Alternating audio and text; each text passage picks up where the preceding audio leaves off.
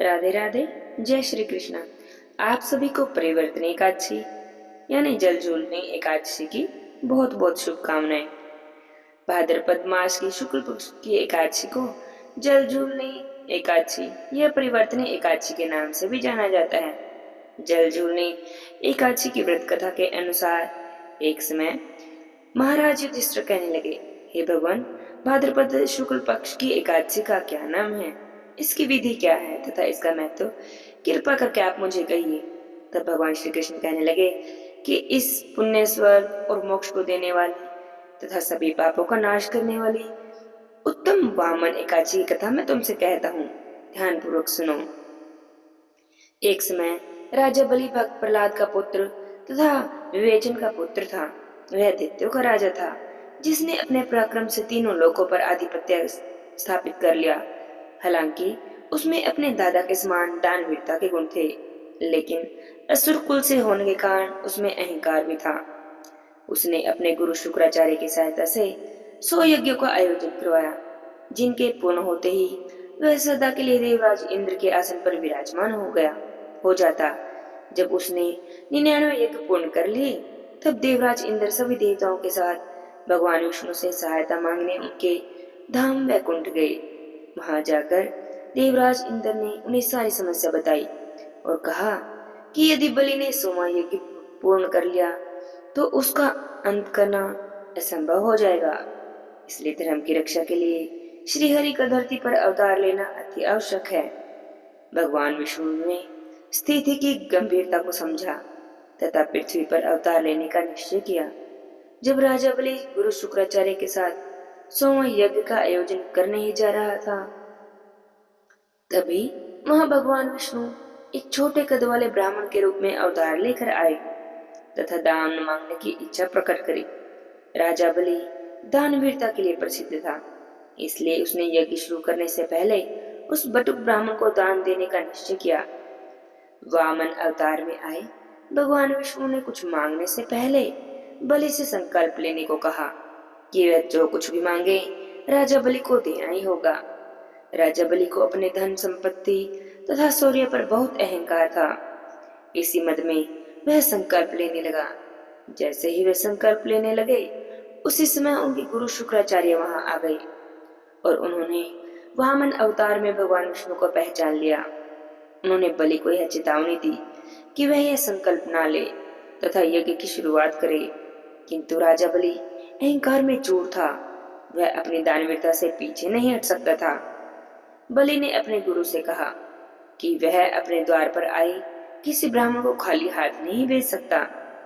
तीनों लोकों के स्वामी भगवान विष्णु उसके द्वार पर एक याचक के रूप में आए हैं, तो भला वह कैसे मना कर सकता है। यह कहकर राजा बलि ने संकल्प ले लिया। राजा बलि ने संकल्प लेने के बाद उस ब्राह्मण से अपने लिए कुछ मांगने को कहा। वामन अवतार ने अपने लिए 3 पग धरती मांगी, जिसे राजा बलि ने स्वीकार कर लिया। बलि के स्वीकार करते ही भगवान विष्णु के वामन अवतार ने अपना रूप अत्यधिक विशाल कर लिया तथा संपूर्ण ब्रह्मांड में फैल गई। वामन भगवान ने अपने एक पैर से संपूर्ण पृथ्वी को नाप दिया तथा दूसरे पैर से स्वर्ग लोक को, और अब तीसरा पग रखने के लिए कोई जगह ही शेष नहीं बची थी, क्योंकि वे राजा बलि की संपूर्ण संपत्ति, भूमि इत्यादि ले चुके थे। उन्होंने राजा बलि से पूछा कि अब तुम अपना वचन कैसे पूरा करोगे। यह सुनकर राजा बलि का अहंकार चूर चूर हो गया तथा तीसरा पग रखने के लिए उन्होंने अपना मस्तक आगे कर दिया। भगवान वामन ने अपना तीसरा पग राजा बलि के सिर पर रखकर उनका मान भंग कर दिया तथा सिद्ध किया कि उनके समान कोई भी बड़ा नहीं है। इसके साथ ही भगवान वामन राजा बलि से अत्यधिक प्रसन्न हुए तथा उन्हें भविष्य में इंद्रलोक प्रदान करने का वरदान दिया। इसके पश्चात उन्होंने राजा बलि को पाताल लोक भेज दिया तथा स्वर्ग का शासन इंद्रदेव को सौंपकर श्री हरि में समा गए। बोलिए विष्णु भगवान की जय हो, व्यास माता की जय हो। एक बार एक तपसी था और एक लपसी था। तपसी भगवान की खूब तपस्या करता, पूजा पाठ करता, हवन यज्ञ करता। लपसी को यह सब कुछ नहीं आता था।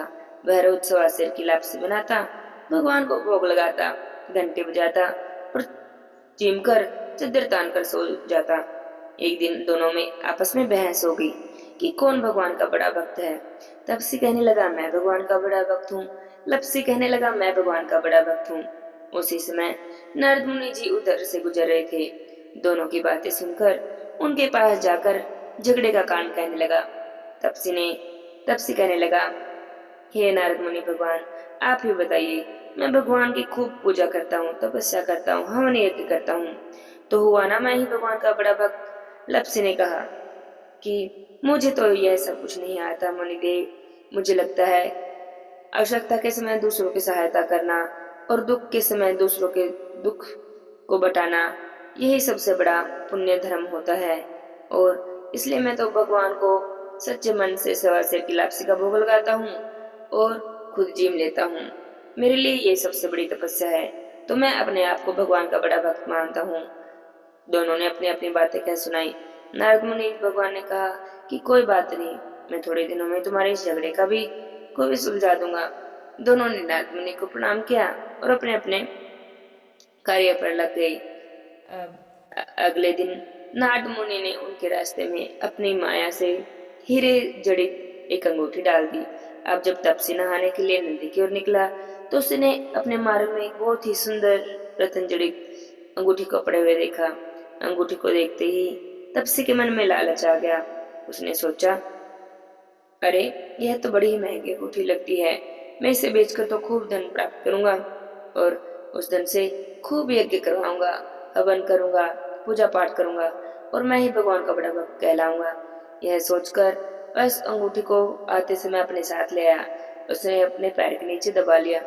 उस दिन तो उसका मन पूजा तपस्या में भी नहीं लगा। वह पूरा दिन उसी के बारे में ही सोचता रहा। अब दूसरी ओर जब लपसी नहाने के लिए गया था तो उसे भी अपने रास्ते में उस वैसे ही रतन जड़ित अंगूठी दिखाई दी। लेकिन अंगूठी को देखकर उसने सोचा, पता नहीं किसकी अंगूठी गिर गई है, जिसकी भी गिरी होगी वह तो बड़ा ही दुखी होगा। तो यह सोचकर उसने पास ही के मंदिर में उस अंगूठी को भगवान के चरणों में रख दिया।